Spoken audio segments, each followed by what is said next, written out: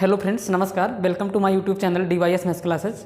तो dear students, आज की क्लास में हम बात करेंगे क्लास 10th के मैथ्स NCERT के चैप्टर नंबर 1 जिसका नाम है रियल नंबर्स यानी कि वास्तविक संख्याएं। तो वास्तविक संख्याओं में हम बात कर रहे थे एक्सरसाइज 1.2 जो कि ये ओल्ड बुक है और नई बुक जो मतलब 2024-25 में जो लगी हुई है जिसमें एक्सरसाइज 1.1 कट चुका है। तो एक्सरसाइज 1.1 जो है वो अब आ गया है जो मैं यहाँ पे करवा रहा हूँ, यानी कि ये जो एक्सरसाइज 1.1 है ये न्यू बुक में है और पुरानी वाली बुक में ये एक्सरसाइज 1.2 है। तो इस एक्सरसाइज के हम 2 क्वेश्चन पे चर्चा कर लिए थे, यानी कि 2 क्वेश्चन को हमने सॉल्व कर लिया था। तो आज हम बात करेंगे तीसरे क्वेश्चन पे। तो तीसरा क्वेश्चन क्या है, समय को बर्बाद नहीं करेंगे और तीसरे क्वेश्चन पे डिस्कस करते हैं। तो है find the LCM and HCF of the following pairs of integers by applying prime factorisation method. अभाज्य गुणनखंड विधि द्वारा निम्नलिखित पूर्णांकों के LCM और HCF ज्ञात करिए। तो प्यारे विद्यार्थियों, इसके पहले वाली क्लास में हमने आपको बताया था, कुछ क्वेश्चंस के माध्यम से सिखाया भी था, और उसके जस्ट पहले जो हमने क्लास ली थी उसमें हमने इंट्रोडक्शन के माध्यम से आप सभी को बताने की पूरी कोशिश की थी कि प्राइम फैक्टराइजेशन मेथड क्या है और प्राइम फैक्टराइजेशन क्या है, कैसे करते हैं किसी भी संख्या का प्राइम फैक्टराइजेशन, प्राइम नंबर क्या है, कंपोजिट नंबर क्या है, इन सब चीज़ों के बारे में हम अपनी इंट्रोडक्शन वाली क्लास में डिस्कस कर लिया है। तो आप सभी इंट्रोडक्शन वाली क्लास को देखें, फिर एक्सरसाइज के क्वेश्चन को करने के लिए आए ताकि आपको समस्या ना हो, आप प्रॉब्लम फेस ना करें। ठीक, तो चलिए इस क्वेश्चन को सॉल्व करते हैं। This is the most easiest question in the exercise 1.2।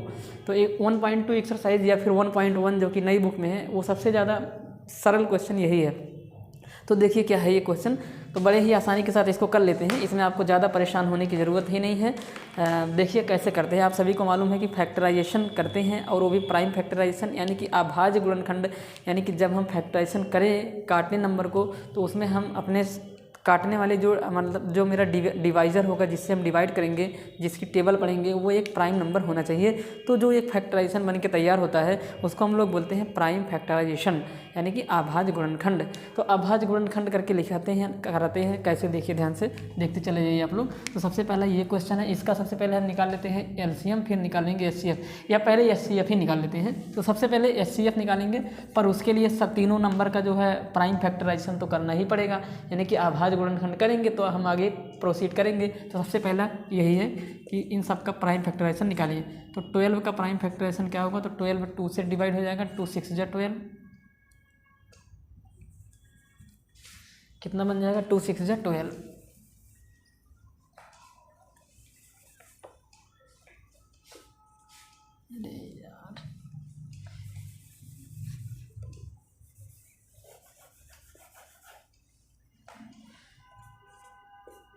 तो देखिए ध्यान से, तो 2 से डिवाइड कर देंगे, 2 6 जा 12, कितना हो गया, 2 6 जा 12, फिर 2 से 2 3 जा 6, अब तो ये 3 से ही डिवाइड होगा, 3 1 जा 3।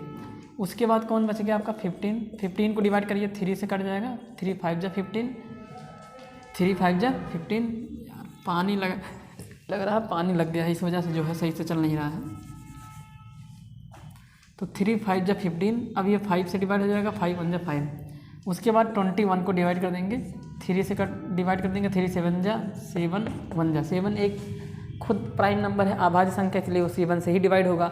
अब इन सब की प्राइम फैक्टराइजेशन को यहाँ पे लिख लेते हैं। तो 12 को हम लिख देंगे 2 इंटू 3, फिर उसके बाद जो है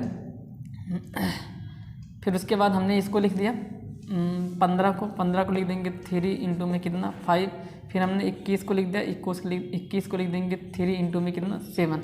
अब यहाँ ऊपर लिखते हैं ताकि आपको अच्छे से दिखे। हमने आपको बताया था कि प्राइम फैक्टराइजेशन करने के बाद जो फैक्टराइजेशन में डिजिट्स शामिल हुए हैं, जो प्राइम नंबर हैं, उनको पावर के फॉर्म में बना लो, और HCF में छोटी पावर वाली कॉमन फैक्टर और LCM में बड़े पावर वाली कॉमन फैक्टर को क्या करते हैं, कंसीडर करते हैं और उन सबको मल्टीप्लाई करा लेते हैं, वही हमारा क्या हो जाएगा आंसर। तो सबसे पहले तो पावर के फॉर्म में कर लो इसको। तो पावर के फॉर्म में करेंगे तो 12 को लिख देंगे 2 की पावर 2, क्योंकि 2 टाइम आया हुआ है, 2 बार आया हुआ है, और यहाँ पे 3 हो जाएगा।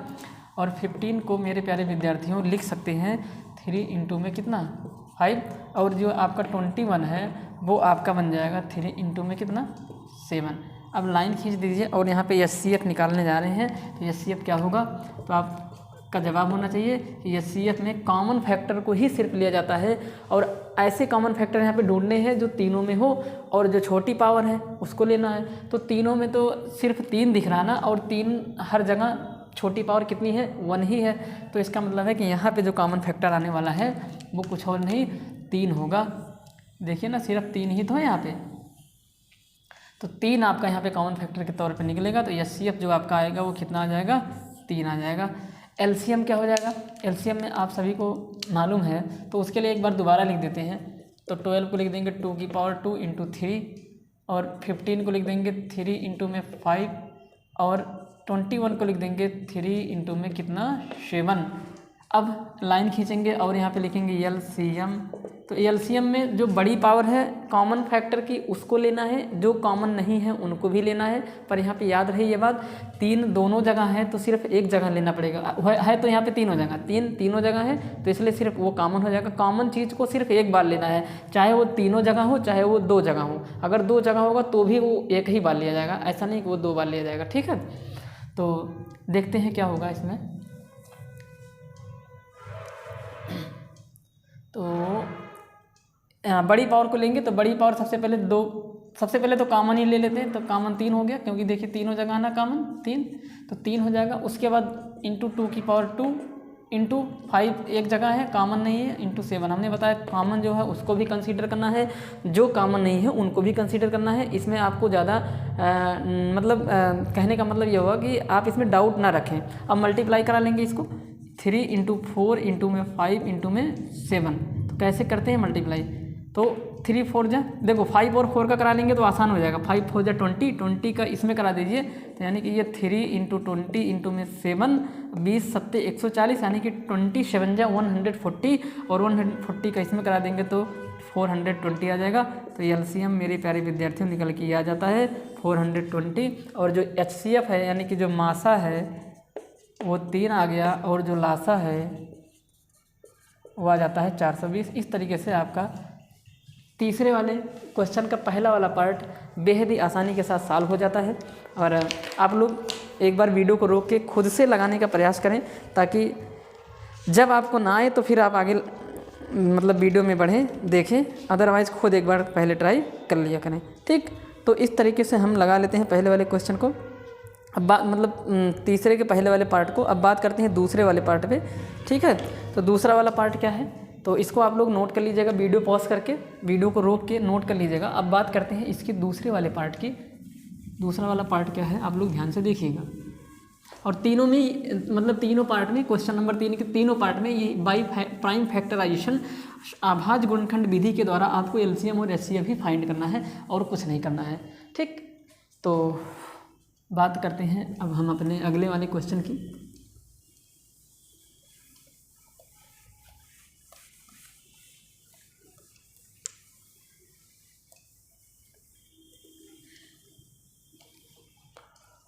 तो ये जो है उसके बाद 17 23 और 29, इसमें दूसरा पार्ट है। 17 है, 23 है एंड 29 है। तो सबसे पहले क्या ही करेंगे, फैक्टराइजेशन करेंगे, फैक्टर करेंगे इनका। तो 17 का जो फैक्टर होगा आप सभी को मालूम होना चाहिए कि 17 एक प्राइम नंबर है, अभाज्य संख्या है, इसलिए किसी से भी डिविजिबल नहीं है। तो ये सिर्फ अपने आप से ही कटेगा या फिर 1 से कटेगा। 1 से तो सारे नंबर कट जाते हैं। एक चीज़ मैं आप लोगों को और बताना चाह रहा हूँ, अगर आप कॉमन फैक्टर कुछ नहीं देख पा रहे हैं, यानी कि कुछ भी कॉमन फैक्टर दिखाई नहीं देता है, तो कितना मान लेते हैं, 1 मान लेते हैं, ठीक। तो ध्यान से देखिए आप लोग, ये 17 से डिविजिबल है तो 17 से काट देंगे, 17 1 के 17। अब ये 1 से कट जाएगा, 1 से काटने की कोई ज़रूरत होती नहीं है खैर, क्योंकि यहाँ पे जैसे ही 1 आता है छोड़ देते हैं। उसके बाद 23 भी आप लोग समझने की कोशिश करें, 23 भी एक प्राइम नंबर, इसलिए 23 खुद से ही कट जाएगा। और 29 तो एक प्राइम नंबर है ही, तो ये 29 से कट जाएगा। तो इस तरीके से ये तीनों नंबर अपने आप से कटे हैं। It means the given 3 numbers are prime numbers, so there is no factor rather than itself, ठीक। तो यहाँ पे समझने की कोशिश करें, तो यानी कि 17 को फैक्टर के फॉर्म में लिख देंगे 17 गुणे 1, 23 को फैक्टर के फॉर्म में लिख देंगे 23 गुणे 1, उसके बाद 29 को फैक्टर के फॉर्म में लिख देते हैं 29 गुणे में 1। अब लाइन खींचेंगे और लिखेंगे HCF is equal to power के फॉर्म में तो बना ही नहीं सकते क्योंकि एक ही बार आया है। HCF को हिंदी में बोलते हैं माशा। तो जो कॉमन है तो कुछ भी कॉमन नहीं है, तो कॉमन 1 दिखाई दे रहा, तो माशा तो इसका 1 हो जाएगा। और LCM क्या होगा, तो LCM में जो कॉमन नहीं होता है उनको भी लेते हैं, जो कॉमन होता है उनको भी लेते हैं। तो कॉमन तो 17 नहीं है, कॉमन तो 23 नहीं है, कॉमन तो 29 भी नहीं है, और 1 को भी ले लेते हैं। अब इन सबको मल्टीप्लाई करा लेंगे, जो आएगा वही आंसर हो जाएगा। ठीक, तो इसका जो मल्टीप्लाई है वो हमने करा लिया। इसका जो मल्टीप्लाई आएगा, देखिए इसका जो मल्टीप्लिकेशन होगा वो होगा 11, 33 और 9। तो आपका ये LCM निकल के आ जाएगा, और आपने HCF को यहाँ पे निकाल लिया था, तो HCF इसका 1 हो जाएगा, यानी कि जो मासा है वो 1 हो जाएगा, और जो लासा है वो आपका 11, 33, 9, ये आपका लाशा हो जाएगा। तो अब इसके तीसरे वाले पार्ट पे डिस्कस करते हैं, जो कि है 8, 9 और 25। तीसरा है 8, 9 एंड 25। तो तीसरा है, मतलब इसी में तीसरा पार्ट है 8, 9 एंड 25। इनका भी मुझे LCM और HCF ही निकालना है। तो आइए इसको भी कर लेते हैं। तो सबसे पहला मेरा जो स्टेप होता है वो दिए गए नंबर को प्राइम फैक्टराइजेशन कर देते हैं, यानी कि उसका अभाज्य गुणनखंड निकाल लेते हैं। तो 8 का जो अभाज्य गुणनखंड होगा वो होगा 2 चौक 8, 2 से काट देंगे ना। सबसे छोटी अभाज्य संख्या कौन सी है, 2। तो आपसे अगर कोई पूछता है कि वह कौन सी संख्या है जो प्राइम भी है और मतलब प्राइम भी है और वो इवन भी है, यानी कि सम संख्या भी है और अभाज्य संख्या भी है, तो आपका जवाब होगा 2। और 2 सबसे छोटी अभाज्य संख्या भी है। तो 2 से जैसे ही काट देंगे इसको, 2 दूनी 4, फिर 2 1 2, फिर 9 को इससे डिवाइड कर लेंगे 3 से। 2 से तो ये डिविजिबल है ही नहीं, तो 3 3 9, 3 1 3। इसी प्रकार से 25 को भी डिवाइड कर देंगे। तो 25 को जैसे ही डिवाइड करते हैं तो आपका आ जाता है, कितना बन जाएगा, 25 को डिवाइड कर देंगे तो ये 5 से डिवाइड हो जाएगा। तो 5 से जब इसको डिवाइड कर देंगे तो 5 टाइम जाएगा, फिर 5 बन जा 5 हो जाएगा। अब सारे फैक्टराइजेशन को एक जगह पे लिख के उसके बाद पावर के फॉर्म में करने की कोशिश करेंगे। तो सबसे पहले आपका 8 था, तो 8 को लिख देंगे। देखिए 2 की कितनी पावर है, तो आप बोलेंगे 2 की पावर कितनी है, 3। फिर 9 को बोल देंगे 3 की पावर कितनी, 2।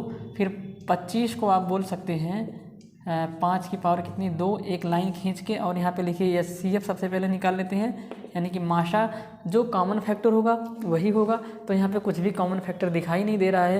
तो अभी जस्ट थोड़ी देर पहले हमने आपको सिखाया, बताया कि जब कभी भी कोई कॉमन फैक्टर नहीं होता है तो मेरे प्यारे विद्यार्थियों, तो कॉमन फैक्टर कितना मान लेते हैं, 1। तो इसका मतलब ये निकल के आ रहा है, इसका जो हाईएस्ट कॉमन फैक्टर होगा, यानी कि सबसे बड़ा उभयनिष्ठ गुणनखंड, वो 1 होगा। और HCF को बोलते हैं महत्तम समापवर्तक, यानी कि हिंदी में बोलें तो सबसे बड़ा उभयनिष्ठ गुणनखंड। तो आपका HCF 1 निकल के आ जाएगा। और जो LCM होगा वो क्या होगा, तो आपका जवाब होना चाहिए कि जो कॉमन है उसको भी, जो कॉमन नहीं है उसको भी। तो कॉमन तो 1 है तो 1 को भी लिख लेते हैं। खैर 1 लिखने का कोई मकसद नहीं होता, क्योंकि मल्टीप्लाई कराने पे फिर वापस उसकी कोई वैल्यू नहीं होती है। अब ये 2 की पावर 3 है, फिर जो कि कॉमन नहीं है, मुझे मालूम है LCM में सबको लेके चलना पड़ता है, सबका मल्टीप्लाई करते हैं। और 5 की पावर 2 है, बचा है सिर्फ मल्टीप्लाई करना। तो LCM इज इक्वल टू 1 को अब रहने देते लिखने के लिए, बहुत हो गया, बहुत 1 को लेके चले, अब छोड़ दो, इसको जाने दो। 2 की पावर 3 को लिख देंगे 8 गुणे 3 की पावर को क्या लिख देंगे 9, और 5 की पावर को लिख देंगे 25। अब यहाँ पे आपको समझने की ज़रूरत है, आप सभी क्या करें, अगर 25 और 9 को मल्टीप्लाई करा लेते हैं तो आप एक तरीके से कह देंगे कि अपने पैर पे कुल्हाड़ी मार रहे हैं। देखिए मल्टीप्लाई कराने में भी थोड़ा सावधानी बरतिए, ताकि आपको साइड में जाके मल्टीप्लाई कराने की कोई भी आवश्यकता ना हो। तो क्या करते हैं, 25 और 8 का मल्टीप्लाई कर लेते हैं, और मुझे मालूम है 25 8 200 होता है।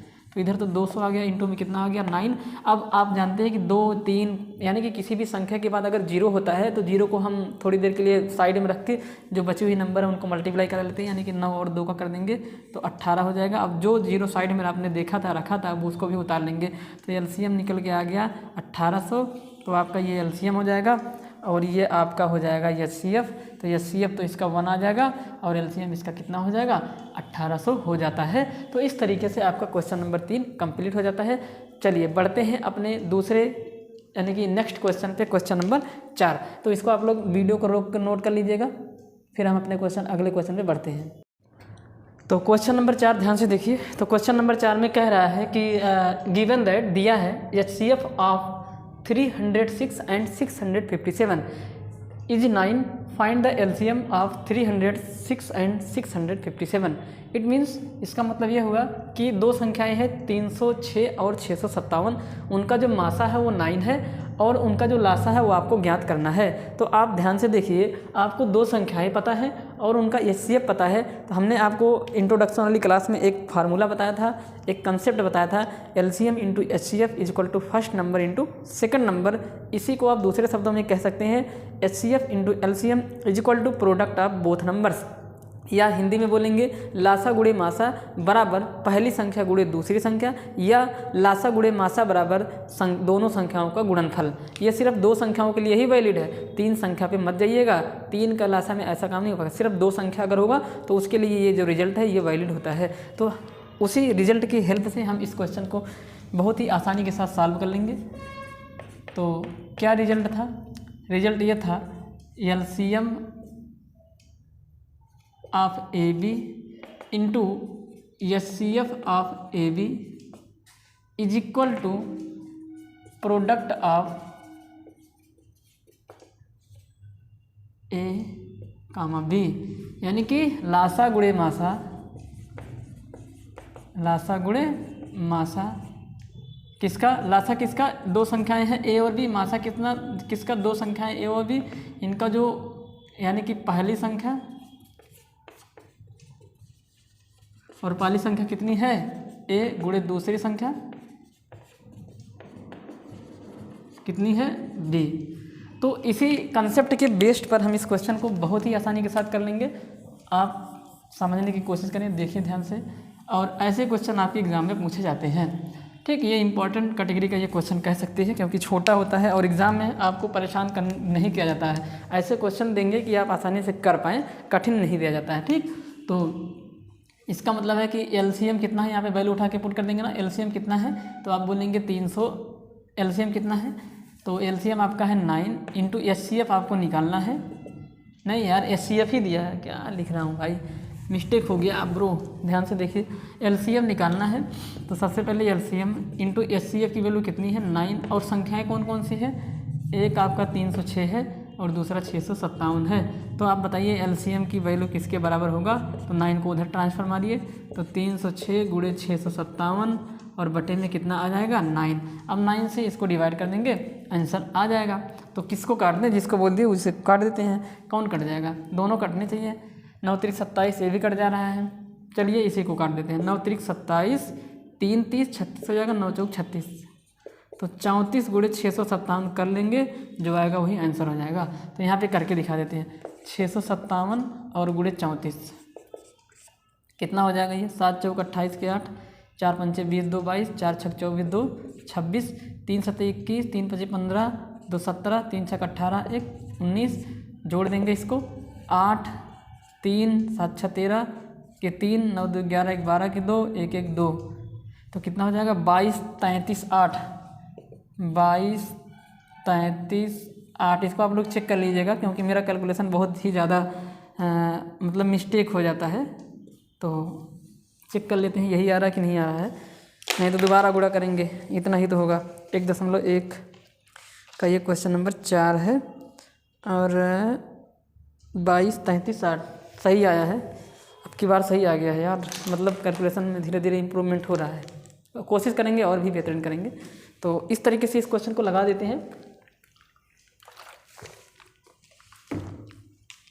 बढ़ते हैं अपने नेक्स्ट क्वेश्चन पे, क्वेश्चन नंबर 5। छोटे छोटे सारे क्वेश्चन हैं, क्वेश्चन नंबर 5 को डिस्कस करते हैं। उसके पहले आप लोग वीडियो को पॉज करके इस क्वेश्चन को नोट जरूर कर लीजिएगा। तो क्वेश्चन नंबर 5 देखिए क्या कह रहा है कि चेक वेदर 6 की power n can and with the digit 0 for any natural number n, यानी कि किसी भी प्राकृतिक संख्या n के लिए, यानी कि जो यहाँ पे स्मॉल n है वो एक नेचुरल नंबर है, यानी कि 1 2 3 4 5 डॉट डॉट डॉट इनफाइनाइट में से कोई भी हो सकता है।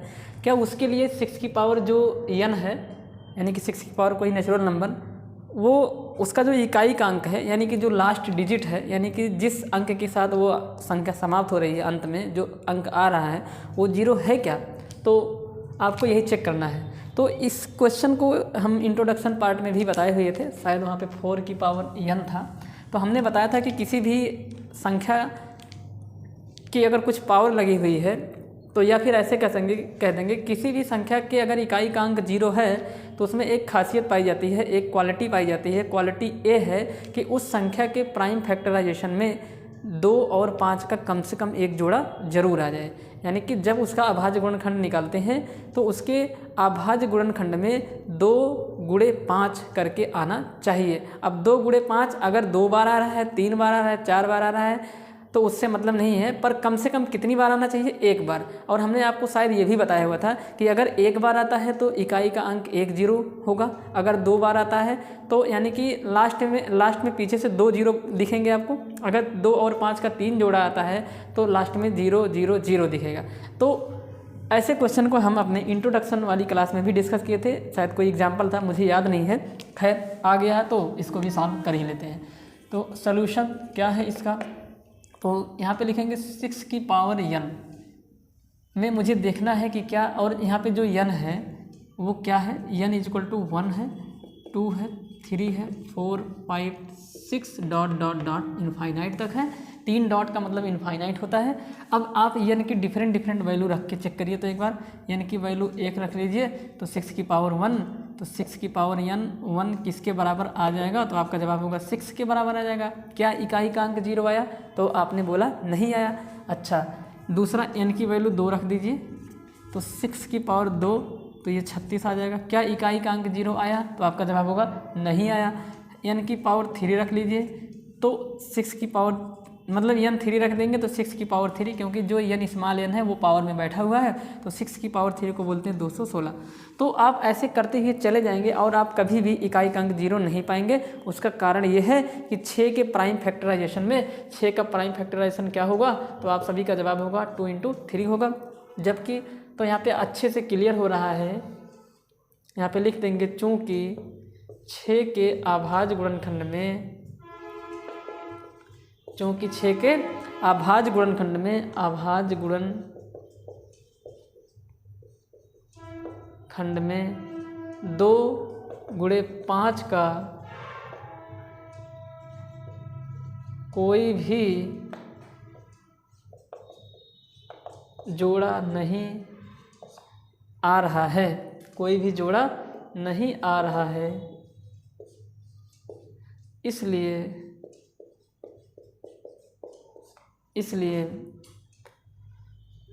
6 की पावर n में 6 की पावर n अंक 0 पर समाप्त नहीं होगा, अंक 0 पर समाप्त नहीं होगा।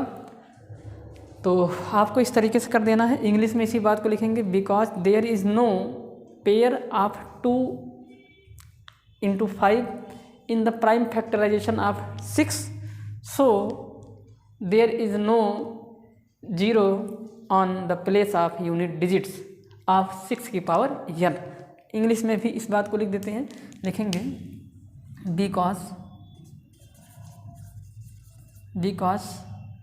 There is no pair of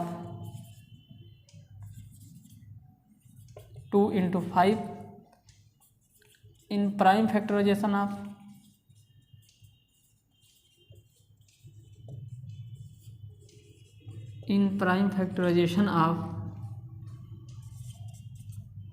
6, hence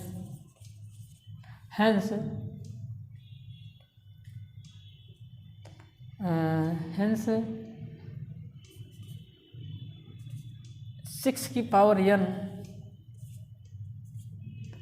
has, या 6 की power n can't be end with 0। इस तरीके से आप इंग्लिश में भी इस बात को लिख सकते हैं। और इसको बेहतरीन ढंग से हमने अपने इंट्रोडक्शन वाली क्लास में भी बताया था, और आप यहाँ से भी देख लीजिए।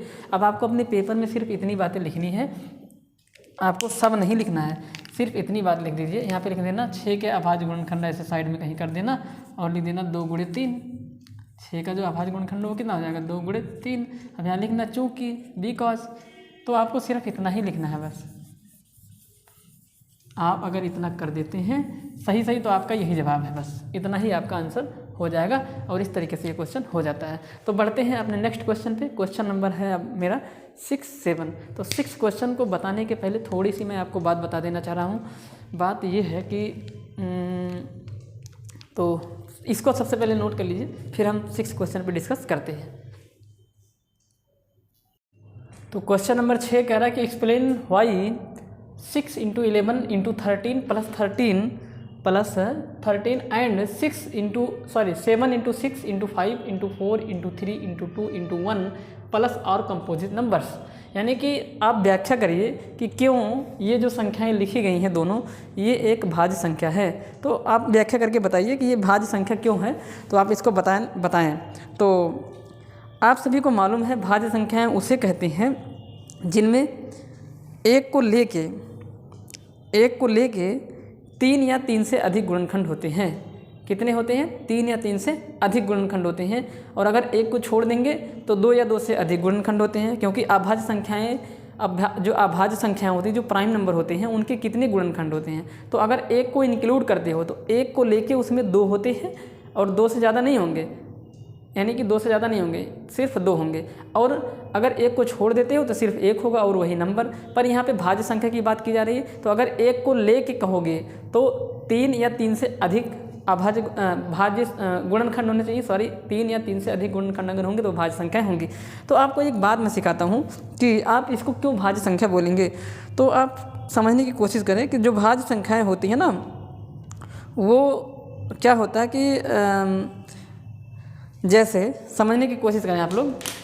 जैसे मैंने यहाँ पे लिख दिया कि 8 और 12 लिख दिया। अब ये भाज्य संख्याएं हैं कि नहीं हैं? तो अगर ये भाज्य संख्याएं होंगी तो 2 गुणे 2 ऐसे लिख सकते हैं इसको। 12 को लिख देंगे, 12 को क्या लिख देंगे? 2 गुणे 3। अब इनमें कॉमन कुछ निकल जाएगा, कुछ कॉमन निकलेगा और जो कॉमन होगा वो 1 के अतिरिक्त होगा, रेदर देन 1 होगा। तो अगर यहाँ पे रेदर देन 1 यानी कि 1 के अतिरिक्त कॉमन आ गया तब तो वो भाज्य संख्या होगी। अगर 1 के अतिरिक्त कॉमन नहीं आया, 1 कॉमन आ गया, तो वो अभाज्य संख्या हो जाएगी। तो आपको करना ये है, यहाँ पे देखिए कॉमन क्या निकल के आएगा। तो यहाँ पे जो कॉमन निकल के आता है वो 2 निकल के आता है। तो आपको समझने की ज़रूरत है कि अगर यहाँ पे हम कॉमन ले लेते हैं और कॉमन लेने में अगर मतलब कॉमन में 1 आ गया तब तो वो अभाज्य संख्या हो जाएगा। अगर कॉमन 1 के अतिरिक्त कोई भी आ गया, चाहे 2, 4, 6, 3, 5, 15, 20, 25 कुछ भी आ जाए, बस 1 ना आए, तो वो भाज्य संख्या को दिखाता है। तो ये वाला कंसेप्ट यहाँ पे यूज़ करेंगे और इस क्वेश्चन को आसानी के साथ लगा सकते हैं। इसका एक दूसरा उपाय भी है। आप क्या करेंगे, इसको सॉल्व कर लेंगे, एक नंबर आ जाएगा और उस नंबर को काटेंगे तो आप देखेंगे कि उसके 3 या 3 से अधिक गुणनखंड आएंगे। तो आप वहाँ से भी कह देंगे कि हाँ, ये भाज्य संख्याएँ इसलिए है क्योंकि इनके जो गुणनखंड हैं वो 1 और उस संख्या को छोड़ के कई सारे गुणनखंड इसके बन रहे हैं, या 3 या 3 से अधिक गुणनखंड हैं, तो हम कह देंगे कि ये संख्याएं एक भाज्य संख्या होगी। या इससे बेटर तरीका यही है कि आप इसमें देखिए क्या कॉमन 1 या 1 के अतिरिक्त कुछ आ रहा है, तो 1 के अतिरिक्त अगर आएगा तो भाज्य संख्या होगी, अगर 1 आएगा तो भाज्य संख्या नहीं होगी। इट मीन्स कंपोजिट नंबर नहीं होगा अगर वो 1 आ गया। अगर 1 के अतिरिक्त आया तो वो कंपोजिट नंबर हो जाएगी। तो चलिए स्टार्ट करते हैं इस क्वेश्चन के सोल्यूशन को और बहुत ही मज़े के साथ कर लेते हैं। ध्यान से देखिए। तो क्या करना है, 7 × 11 × 13 प्लस में कितना 13, और सभी जानते हैं कि यहाँ पे 13 कॉमन हो जाएगा और 13 जैसे ही कॉमन हो जाता है तो 7 × 11 और प्लस में कितना बन जाता है 1। तो यहाँ पे देखिए कॉमन 13 हो गया, रेदर देन 1 है जो कि 1 के अतिरिक्त है। तो यहाँ पे साफ साफ इसी बात को लिख देंगे, क्योंकि यहाँ पर 13 उभयनिष्ठ गुणनखंड है जो कि 1 के अतिरिक्त है, इसलिए यह संख्या क्या है, भाज्य संख्या है। यहाँ पे लिखेंगे चूँकि यहाँ पर 13 उभयनिष्ठ गुणनखंड है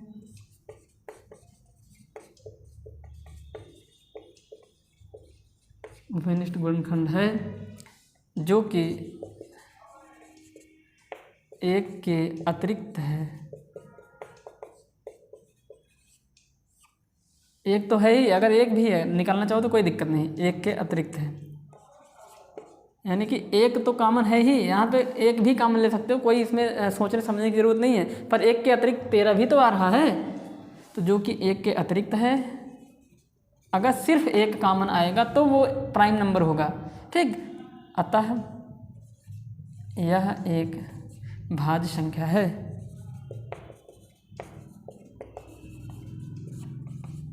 इंग्लिश में भी इसी बात को लिख देंगे, because here 13 is common factor, because here 13 is common factor, 13 is common factor which is rather than 1, which is rather than 1, so the given number is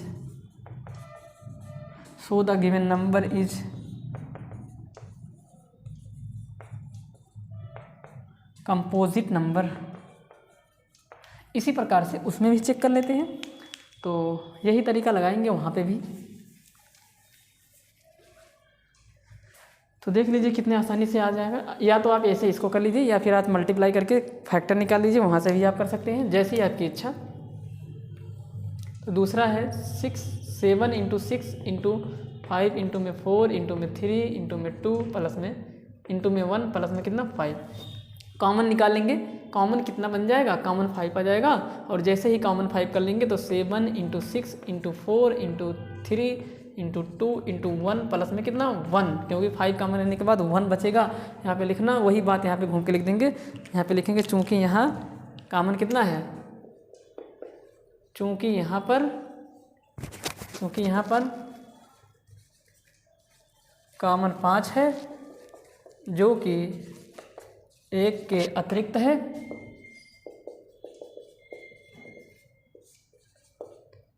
इसलिए दी गई संख्या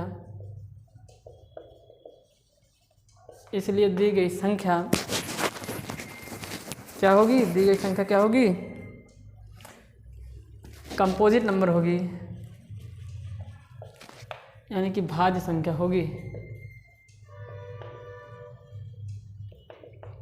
ठीक, तो इस तरीके से इसको कर लेते हैं। अब बढ़ते हैं अपने अगले वाले क्वेश्चन पे, और क्वेश्चन नंबर जो कि है 6। तो आप लोग इसको आराम से देखिए कितने आसानी के साथ ये लग जाता है। अगर आप मल्टीप्लाई कराने जाएंगे तो बहुत टाइम लग जाएगा, टाइम टेकन हो जाएगा। तो आप ऐसे भी कर सकते हैं, आपका कोई भी गलत नहीं काट सकता है। ठीक है, तो अब बढ़ते हैं अपने क्वेश्चन नंबर 7 पे, इसको नोट कर लीजिएगा आप लोग।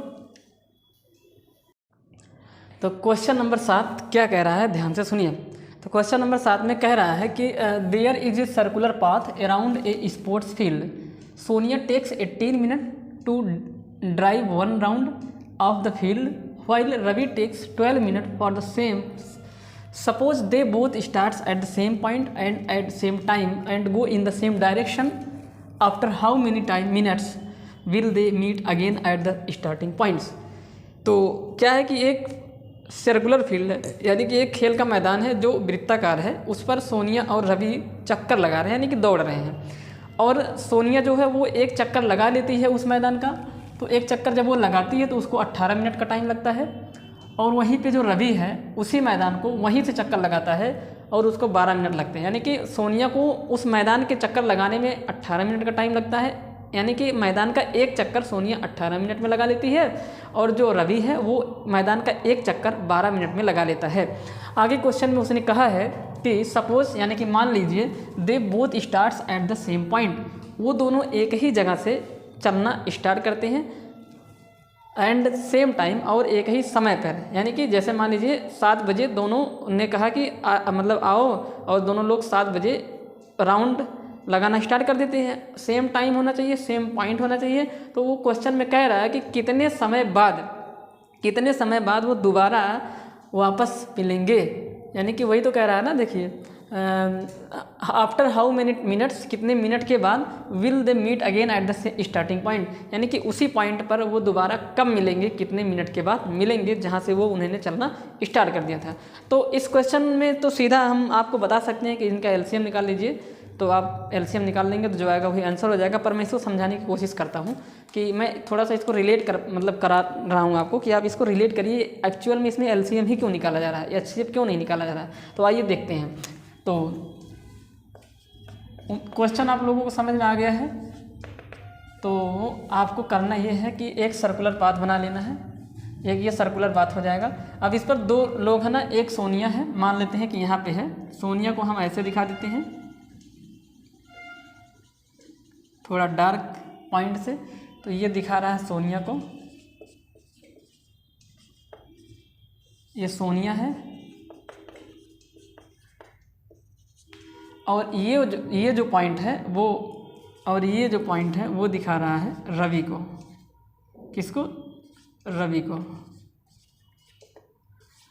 ठीक, तो यहीं पर रवि भी है। ये दोनों एक ही समय पर स्टार्ट कर देते हैं चलना, और इधर मान लीजिए ये लोग ऐसे चलते हैं, ऐसे डायरेक्शन में मूव करते हैं। तो क्या लिखा है, सोनिया ने कितना टाइम लिया, मतलब एक राउंड का कितना लगता है। तो यहाँ पे लिख देंगे सोनिया को लगते हैं एक राउंड के कितने, 18 मिनट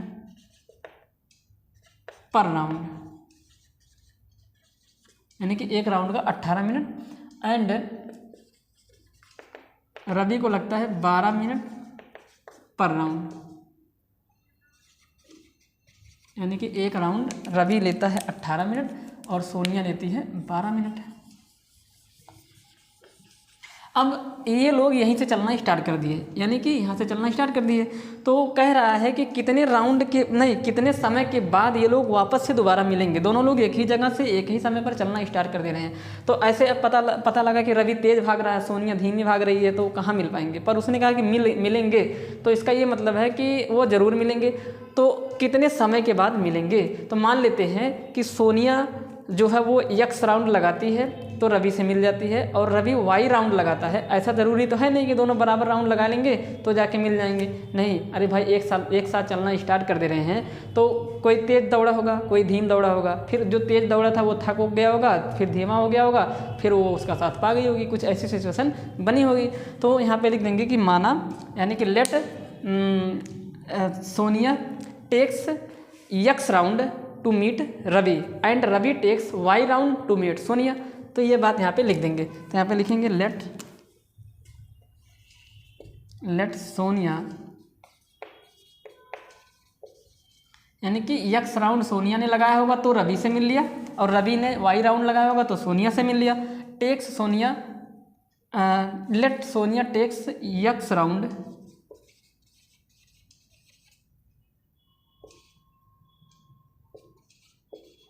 टू मीट रवि, या इसको दूसरे शब्दों में कह सकते हैं कि let after x round Sonia meet Ravi. दूसरे शब्दों में ऐसे भी कह सकते हैं।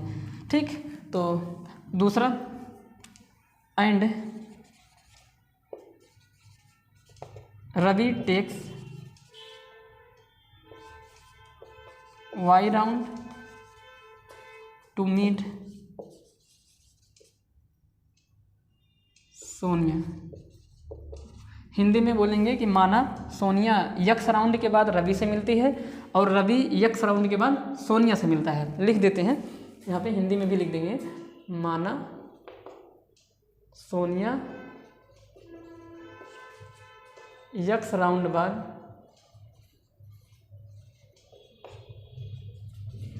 रवि से मिल जाती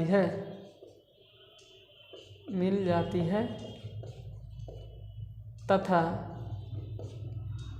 रवि वाई राउंड बाद सोनिया से मिल जाता है।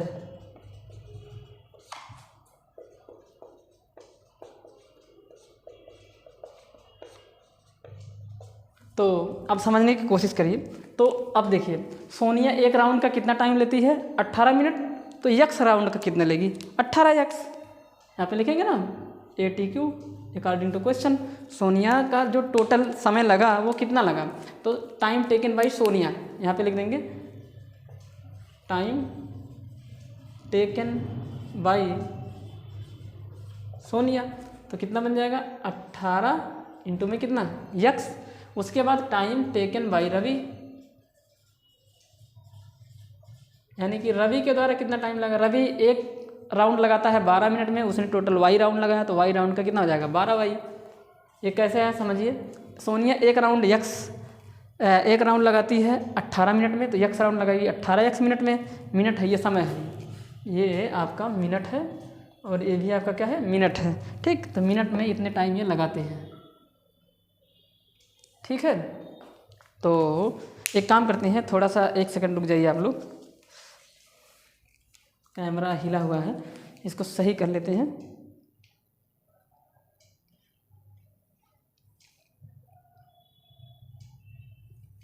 अब सही है, अब जो है पूरा दिख रहा है। ठीक, अब आप समझने की कोशिश करिए। तो रवि जो है इतना टाइम ले लिया और सोनिया को इतना टाइम लगा।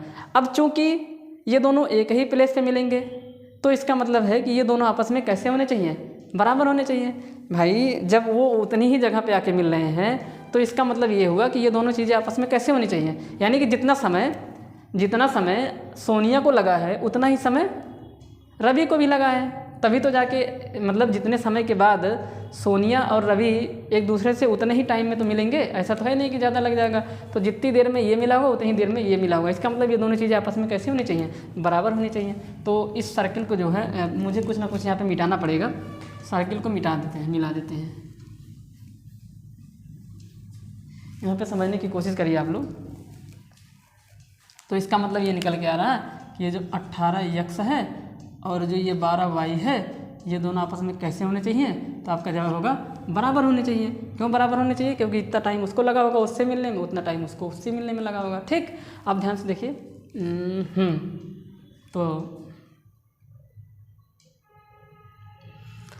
तो क्या है कि ये दोनों बराबर हैं और वो लोग जल्दी मिलना चाहते हैं। अच्छा एक बात और, ये किसका मल्टीपल है, ये 18, यहाँ पे जो x की वैल्यू होगी वो 18 का मल्टीपल है, तो यहाँ पे 18 का मल्टीपल लेना है, 18 का मल्टीपल लेना है और यहाँ पे 12 का मल्टीपल लेना है। तो 18 और 12 के मल्टीपल यहाँ पे लेने हैं और 18 और 12 के लीस्ट मल्टीपल लेना है। क्यों, क्योंकि वो लोग जल्दी मिलना चाहेंगे ना, मिलेंगे तो वो कई बार, भाई जब राउंड लगाएंगे तो वो कई बार मिलेंगे, पर उसको बहुत जल्दी मिलना है, यानी कि जल्दी मिलना है। तो जल्दी मिलने के लिए लीस्ट जो है वहाँ पे कॉमन मल्टीपल लेना पड़ेगा। तो इसलिए 18 और 12 का जो लीस्ट कॉमन मल्टीपल होगा, जिसको हम लोग एलसीएम बोलते हैं, तो आपको यहाँ पे समझने की ज़रूरत है, क्योंकि ये जल्दी मिलना चाह रहे हैं, इसलिए यहाँ पे जो है आप सभी समझ जाइए कि इनका 18 और 12 का जो लीस्ट कॉमन मल्टीपल होगा वही लेना है, तभी तो ये दोनों आपस में बराबर आएंगे। तो 18 और 12 का जो लीस्ट कॉमन मल्टीपल होगा वही आपका क्या हो जाएगा आंसर। तो इसका मतलब है least common multiple of LCM of 18 and 12, वही जो टाइम लगेगा वही हमारा क्या हो जाएगा आंसर हो जाएगा। तो 18 और 12 का एलसीएम कितना होगा, तो 18 का प्राइम फैक्टराइजेशन 2 9 जा 3 3 जा 3 1 जा, 12 से कर देंगे 2 6 जा 2 3 जा 3 1 जा। अब 18 का जो फैक्टराइजेशन है 2 × 3 की पावर कितनी आ जाएगी 2, और 12 का जो है वो कितना आ जाएगा 2 की पावर 2 × में कितना 3। एलसीएम निकालना है, हमने आपको बता दिया क्यों, क्योंकि वो जल्दी मिलना चाहेंगे, यानी कि एटलीस्ट कितने कम समय में वो मिलेंगे, वो ऐसा चाह रहा है आप लोगों से, तो कम समय की वो बात कर रहा है।